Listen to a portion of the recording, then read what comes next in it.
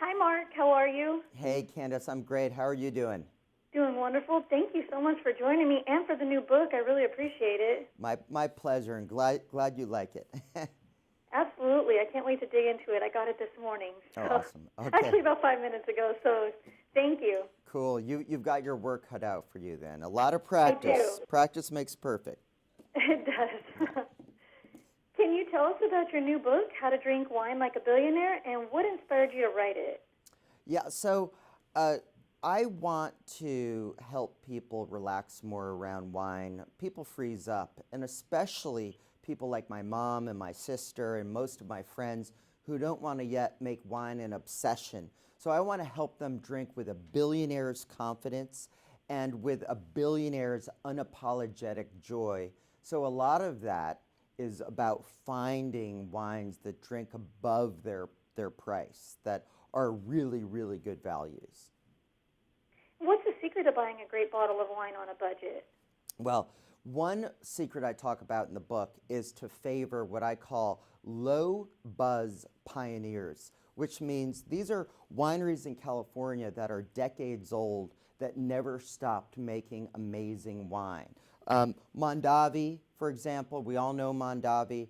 It was actually the first wine I ever collected, and they never stopped. It's really high quality, great stuff. Their Maestro, which just came out this year, which has this really neat label, I love it. Beringer. Beringer, people don't realize it, it's the oldest continuingly operating winery from California. And guess what? It's totally reliable. This is a $30 Cabernet, their Knights Valley, but it drinks like a $90 wine. But guess what? Because they've been around a while, because they're not the flavor of the month, it sells at a relative discount. Another low buzz pioneer, Jordan, 2012.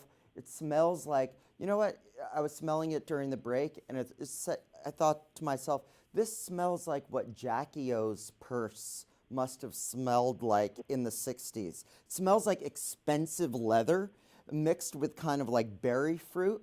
Now, to get this at the price range it's at, for the equivalent in France, you'd have to pay twice as much. So go for the low buzz pioneers. It's one of the secrets of drinking like a billionaire.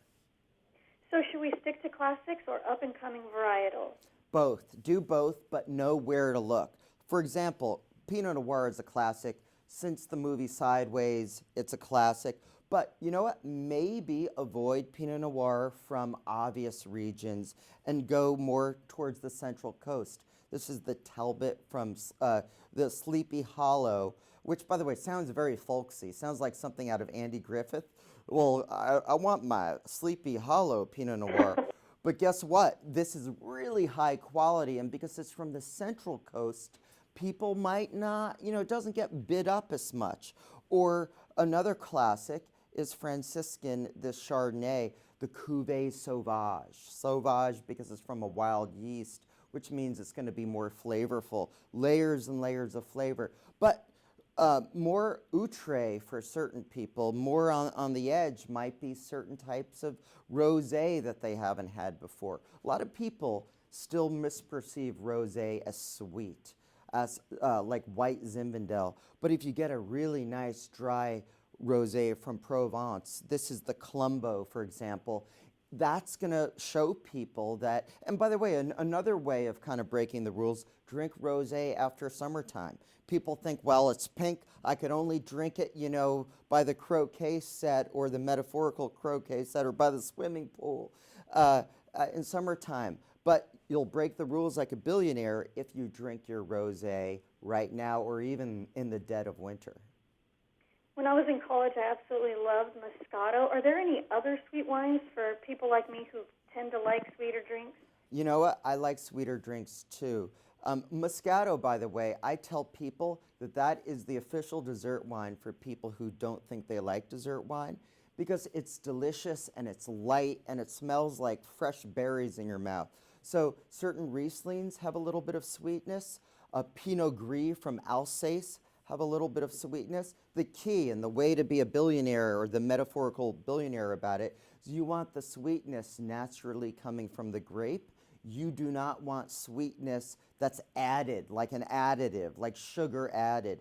That's the stuff that gives you headaches. But sweetness that just comes from ripe grapes, like in these good Moscatos or in a good Riesling, that's the good type of sweetness. That's your billionaire way to sweetness.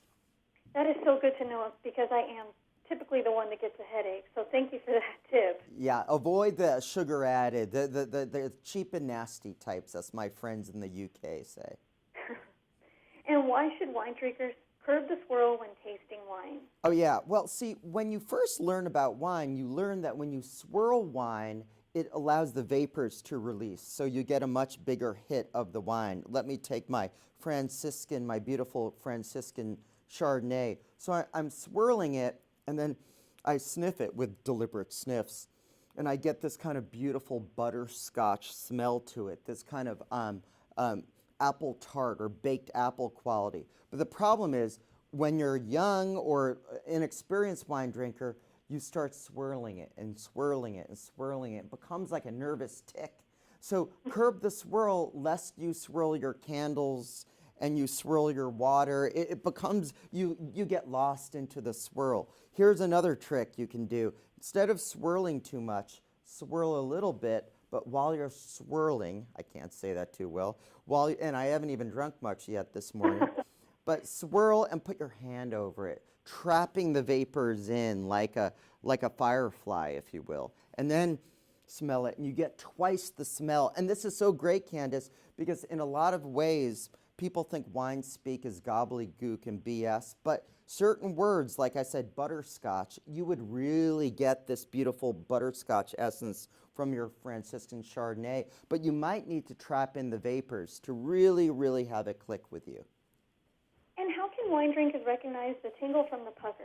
Okay, yeah, so tingle is my shorthand for acidity, which means crispness in wine, which means tanginess, and we want tanginess.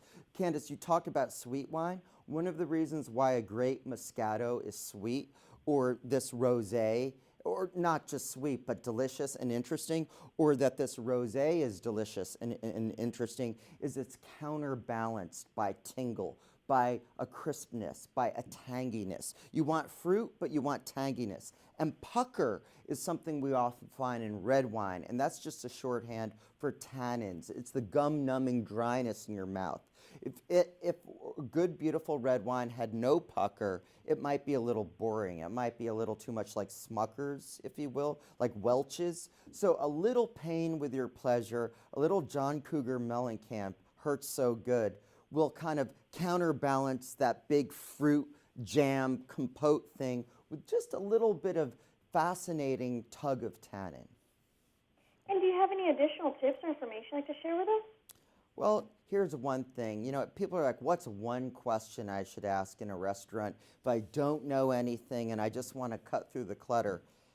Ask what the chef, ask your server or sommelier what the chef drinks when he or she is off duty, because it's usually something not very expensive and it's usually something interesting. How interesting. Well, thank you, Mark. Where can we go for more information and to purchase your new book? So my bookstore is in bookstores nationwide, but to find out more about it, just go to markoldman.com, markoldman.com.